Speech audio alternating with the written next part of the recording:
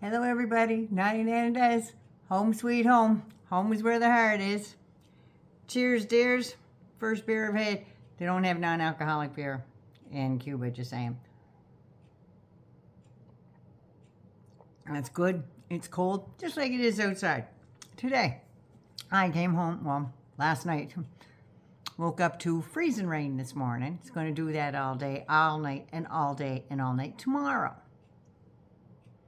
You know, we had snow in Cuba too, but for some reason, in Spanish, it's sand. Just saying. We have white, they had white sand. We'll call it what we're going to call it. All right, so if you're new to my channel, give us a thumbs up. Thumbs it up. All my hangers on, thank you so much for hanging on, having patience while I was away. I tried to do my best, but sometimes I can film all I want. I just can't upload it. Just go with the flow and don't fight it. Can't do anything about it. Small problem, big world, right? So anyway, I'm back now, and I'm back to doing my videos, hopefully once a day, like always. So, new to the channel, thumbs it up, give us a subscribe, hangers on, like always. Mwah. Thanks for hanging on. Okay, now some stuff's been going through my head for the last few days and haven't been able to get it up to you, so I'm going to start fresh now that I'm home. So that's Signalgate. I'm getting sick of Signalgate. How about treason?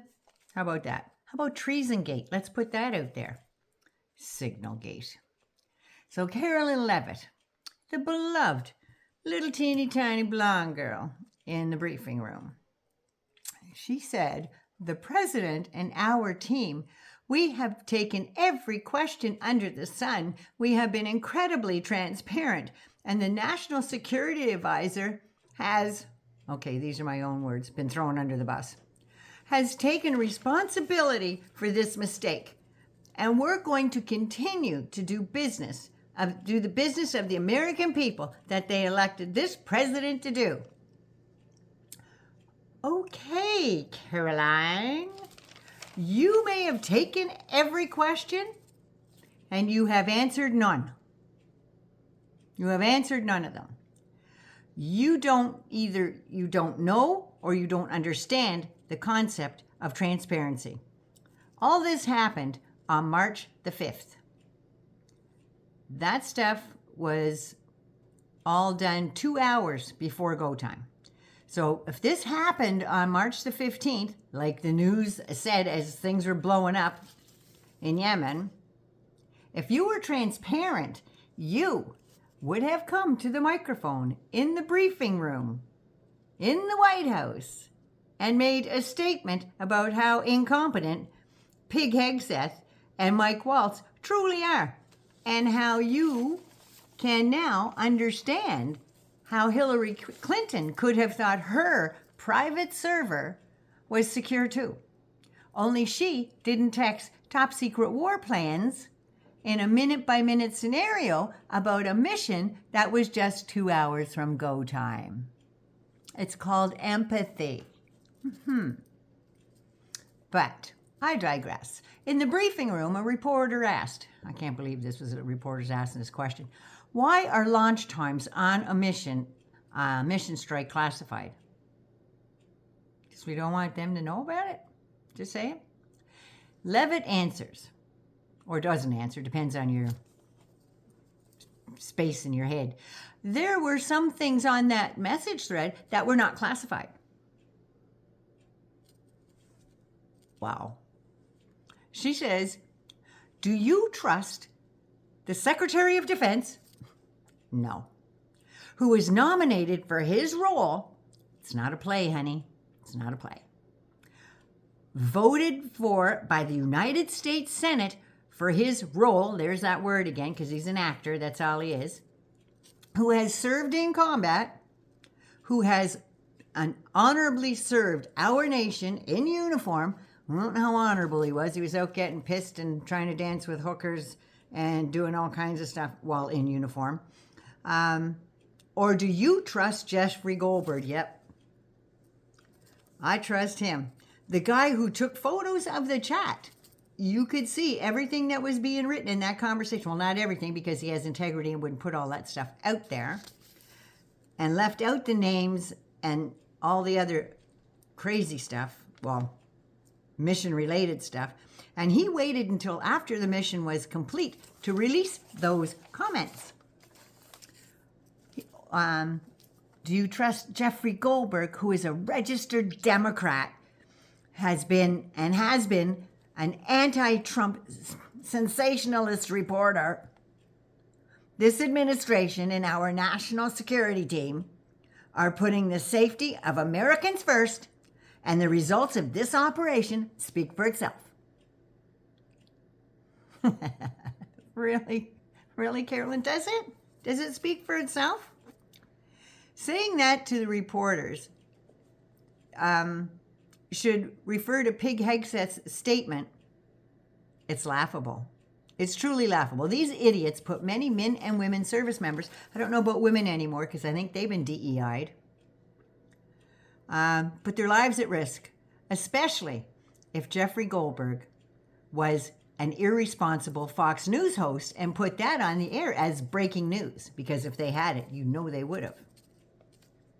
Remember, this is coming from an accused rapist and a falling down drunk that has removed all Black, Latino, and female names from the Arlington Cemetery Directory, including General Colin Powell, the first Black chairman of Joint Chiefs of Staff, Hector Santa Anna, a World War II bomber pilot and career military leader, and is considered one of the biggest heroes, American heroes of the Second World War, has also been taken down as well. So who's next? Who's next to be just, that might be a DEI right there. That could be DEI. That could be DEI. That's how they're looking at it. So for all mentions of this, the service of African American service history, Hispanic American service history, and women's service history is no longer listed. No longer listed. Amelia Earhart could be next in the history books, but you'll be able to read about them in our Canadian libraries because we don't erase history. We embrace it and we learn by it. When Crazy Caroline stepped up to the sticks at the White House, at the press pool outside, you know where the real journalists are because they got Tim Pool in there now. Yeah. She was confronted with a YouGov survey that asked folks how bad they thought the Signal fiasco was. 74% of Americans said it was a very serious problem. And it broke it down to 53% said it was somewhat serious and 21% said it was serious. Does the administration plan to hold anyone accountable? Or maybe change their messaging on it or anything? Of course not. I.e., the MAGA regime has gone back to the old ways. Wasn't us. It was a witch hunt. It was a witch hunt. So I just got to say, way to go, Donnie boy. Because of stupidity like this and all those tariffs, you have managed to piss off, I'm going to say, about 85% of the world. Because the rest are Putinites and North Koreanites. Yeah. Nobody has managed to do that in history since Lil Mustache Guy. Since 1939, when Canada and Europe entered World War II to fight for our freedom from that little mustache man. His need for expansion was fueled by racism, you know, those people, anti-Semitism, and a wish to make Greater German Reich. Like MAGA, right? Make America Germany again? The old Germany? New Germany's pretty cool.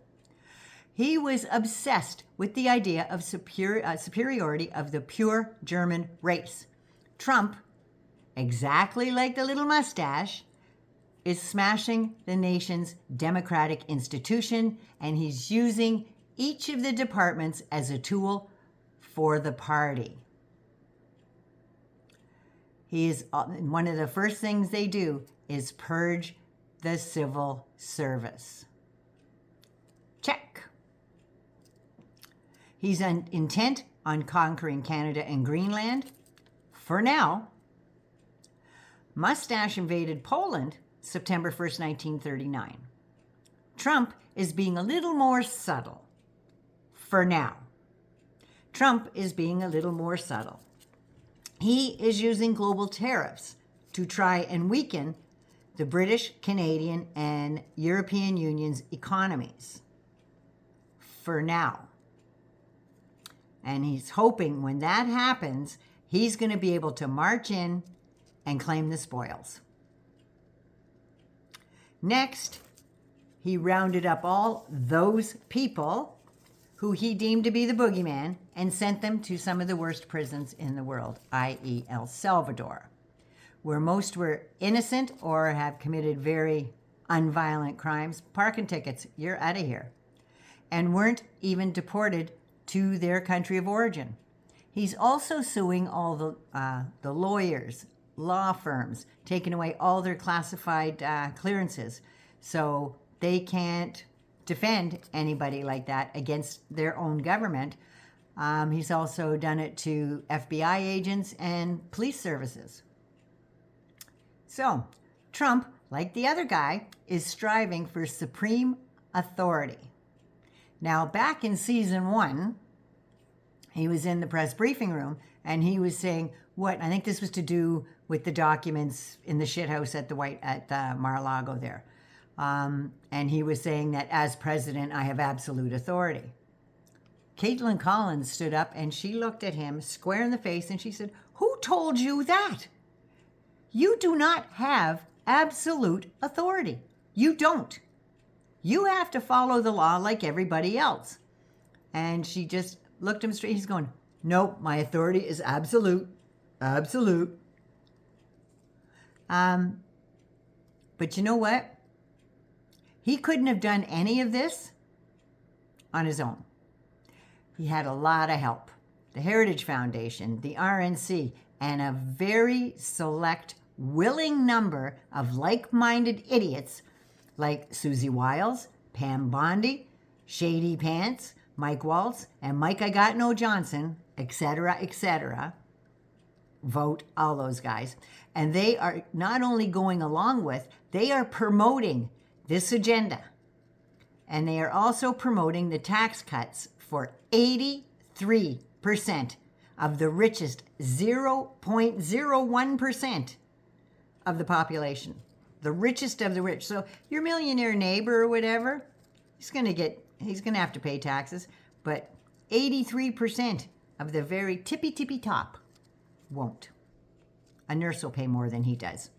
Now, according to Representative Morgan McGarvey, he's one of the few I think he's one of the only Democrats in Congress from Kentucky.